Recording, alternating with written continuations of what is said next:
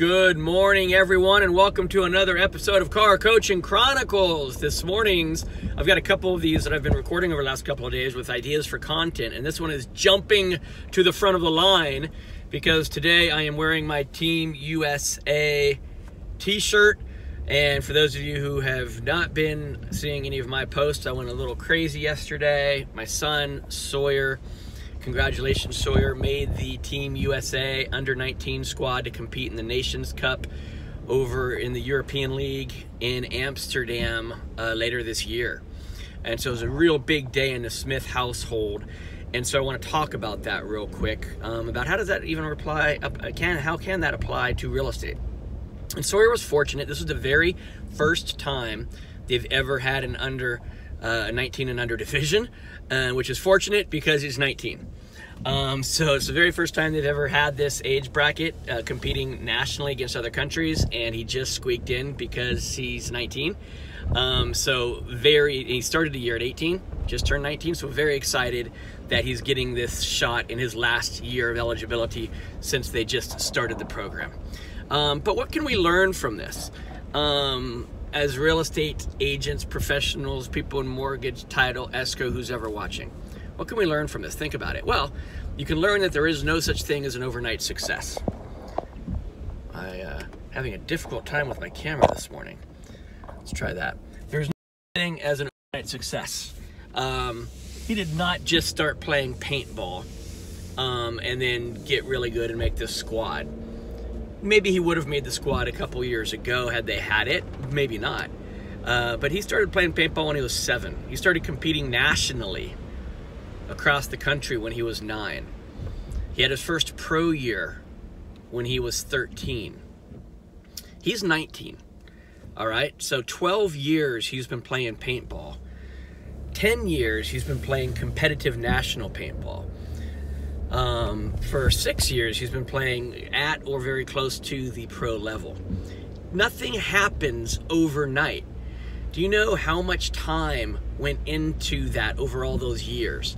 How many hours? How many days? How many bruises? How many bleeding sessions? How many cuts and scrapes and almost breaks went into that? Now, let's put this in terms of real estate. Practicing, preparing, getting ready. How often do you practice for what you're going to say to buyers? How often do you practice for what you're going to say to sellers? How often do you practice how you're going to handle a certain thing that always stumps you? I love it when I speak at audiences and somebody says, well, what do you do when they say this? And I'm thinking to myself, and I usually answer the question, right? Because that's what I'm there on stage to do in a Q&A kind of format. Handle that objection, give them some ideas. But in my head, what I'm thinking is, why are you asking me that? If you know that that's something that stumps you, why aren't you practicing that over and over and over until your larynx are bleeding? See, unlike a paintball player where you might have other parts of your body bleeding, until your larynx are bleeding, until you can't talk, you lose your voice.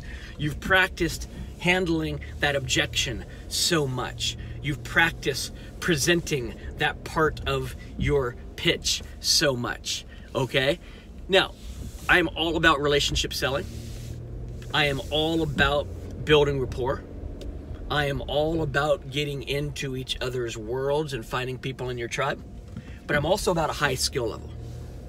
Because a person with a high skill level will succeed at an even higher level than the people who are strictly relying on their relationships. Imagine having relationships and being highly skilled.